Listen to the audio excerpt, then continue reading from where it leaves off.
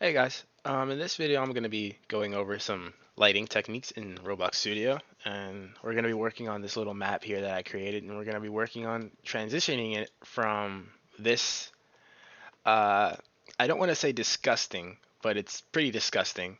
So we're going to be transitioning it from this disgusting arrangement in terms of lighting to something that is worth playing and worth looking at. Um, I put everything here together for a game I'm making. It's called World of Keranos. It's a upcoming MMORPG, fantasy, open world, immersive stuff. I'm working on a storyline right now and some player characters. As you can see from the textures, I'm trying to go for a World of Warcraft style, which these are outdated. I learned how to do it a lot better now, so I might be revising these. This is an old character model right here. But I'm not here to give you a walkthrough. I'm here to just show you how to fix the lighting. So I have a skybox here. I'll link it in the description. I'll link a way for you to download it in the description, and I'll also link a guide on how to like import it into Studio and stuff like that. So don't worry about the skybox too much. The skybox does not really matter as much as all the other settings. So we're going to go into our Explorer here, and if you don't have the Explorer for some reason, you can enable that in your View tab on the top and the Explorer button right here. So unclick it and then you can click it again, and that just shows you all of the objects in your scene. Properties just shows the properties of the object that you selected or the parent or folder that you selected. So I recommend having both of these enabled at all times. Asset Manager, this is only for importing like bulk meshes, bulk models, or maybe models that already have textures applied to them. I just have this enabled for textures so I can import it. Terrain editor, just so I can edit the terrain around here. And if you have textures that you want to import on a model, you can just go to import 3D and then import something that is an FBX. We'll go over that in a different video. So, as I was saying, let's get right into setting up lighting. So, in our Explorer tab, we're going to take our scroll wheel, which might be a bit bigger for you because I have a lot of objects in this scene. I'm going to take our scroll thing and scroll all the way down until we find lighting. So our lighting is right here. First things first, we're going to go ahead and make sure we have an atmosphere. I have all these enabled. Well, I already have all of these set up. I just disabled them for the sake of the tutorial. So make sure you have an atmosphere in your lighting. I'm going to set the density to something like, oh no, there we go. Let's do 0.224. And as you can see, it's already looking um, a bit more like ambient. I don't know what the term is, but like it looks like there's a lot of glare, not glare, haze, fog, something that like fits a snowy environment like this town. Um, Offset, we don't really need to worry about offset too much, but atmosphere and density, this is pretty much all we have to do. So I set for this scene, I set my color to like fully white and my decay to a, a bluish color like in the middle right here. The value is 128,234,255, and decay is just like what you see um, on the horizon basically. It's trying to simulate atmospheric decay, which is what you'll see like if you look into the horizon in real life, like during a sunset or a sunrise, you may see that the horizon is a different shade or different color than the rest of the sky, and that is atmospheric decay. So decay just mimics atmospheric decay. For glare, glare controls like how bright the decay is, and it also affects the entire map. So we don't really want that enabled. Let's set it back to 0.2. Haze, this just controls like how like the decay spreads throughout the sky. But this may look like a cloudy day, but we don't really want this to be our scene. It's not really that like configurable. Plus, you can see like the clouds in the sky. So like yeah, we don't really want it to be like that. Like if you set the stuff to like that, it looks like it's a cloudy day, but it's just really inconvenient. So for sky, so we're going into our sky panel now. I deleted the default skybox and added in my own. Again, I will link that in the description. Uh, but this is just a bunch of textures. So like the skybox operates in like a box format. So like I'm not. You can probably see it how like it cuts off right there. Um, so that's like one edge, kinda, and it goes. You can see it's kind of darkened a bit, and it goes down here, and it keeps going, going, going.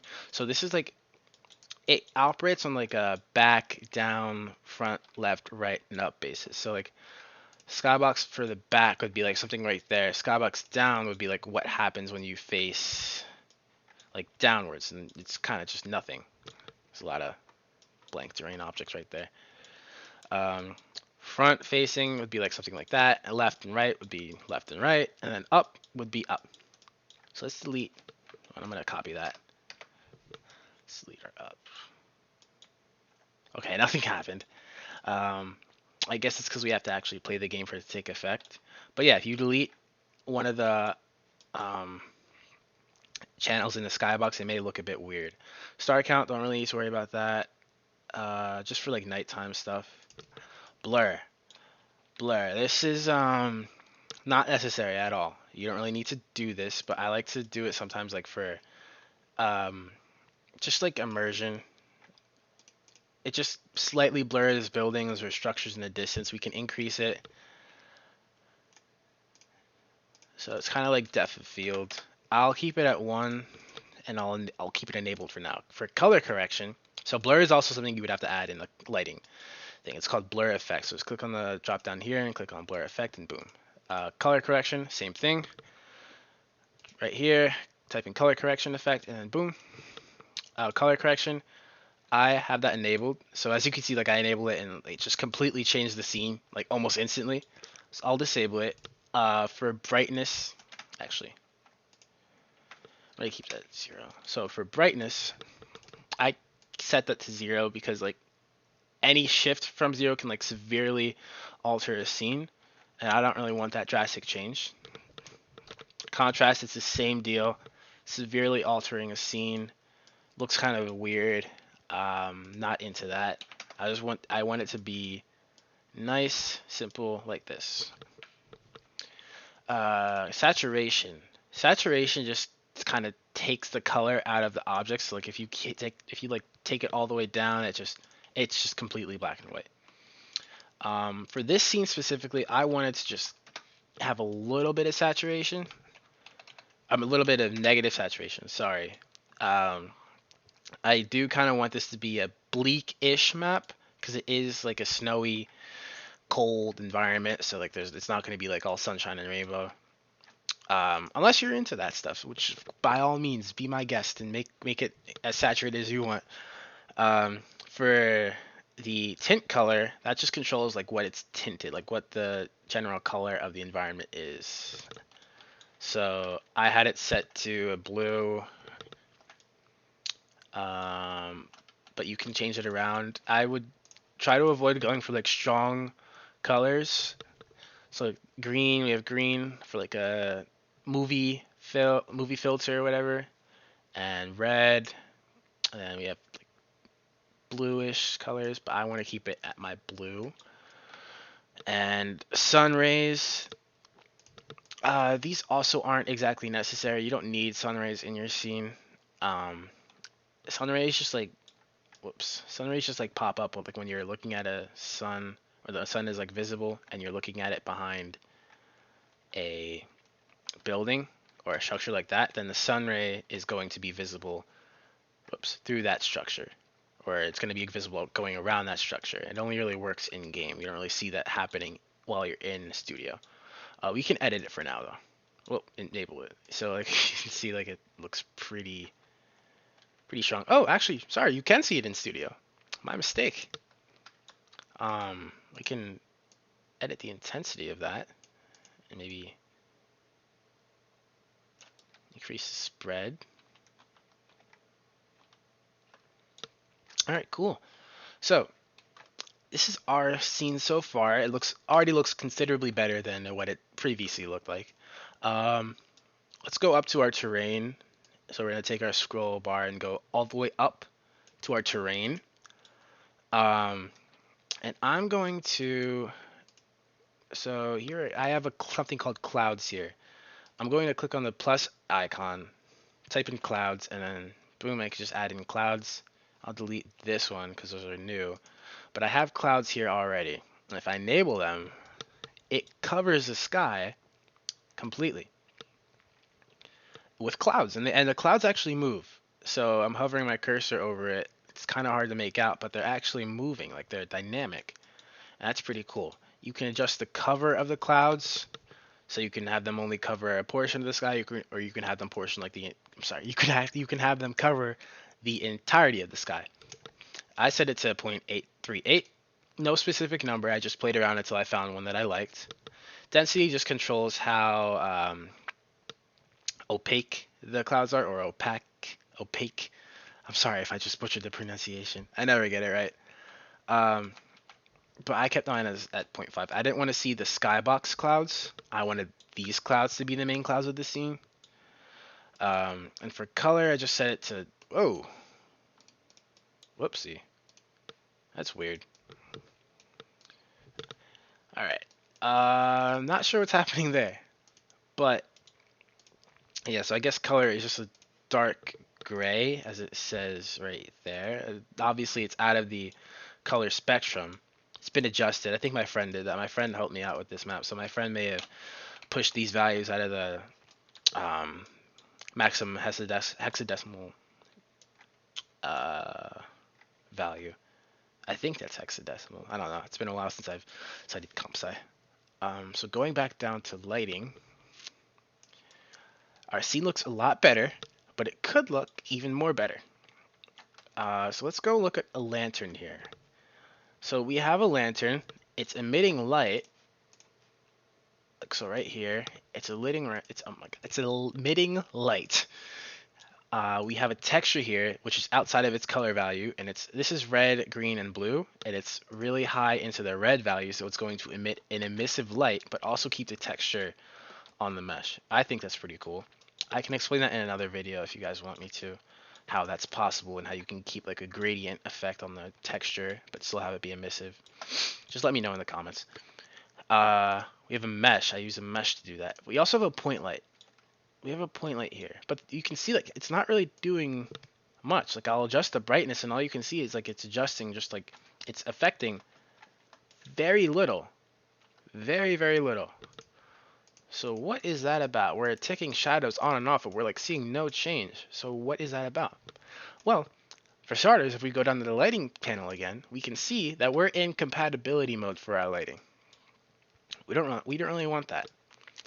That's like the old Roblox lighting mode. So what we can do is just switch this to future, and already we can see such a drastic change in this scene. Looks a lot better than it did just a few seconds ago. Now for lighting, there's a few things you can do in the lighting tab itself. So for ambient, I set mine to blue. Ambient just controls what the ambient color is, like what you're going to be seeing as you walk down the street and stuff like that. Brightness, set that to 1. Brightness controls like specular sheen.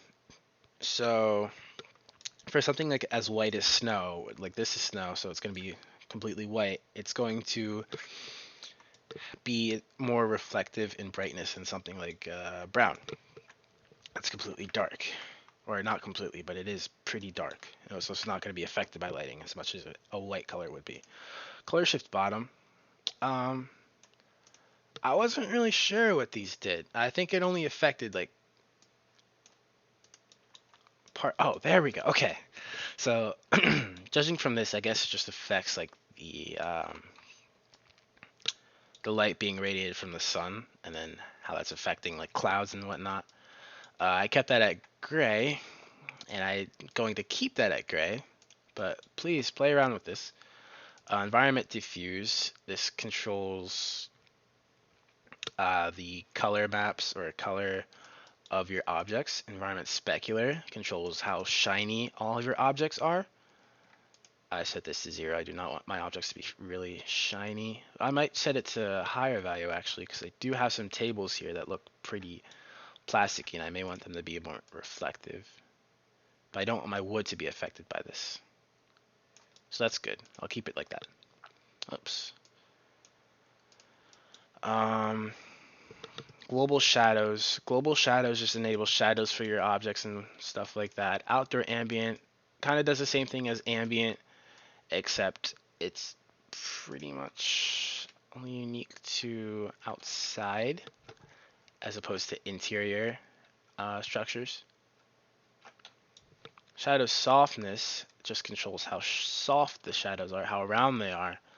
So let's see if we can find one. Like this is a shadow right here. It's kind of hard to see, but if we made it, let me find a better example. Just going around a tour of the map, trying to find some shadows.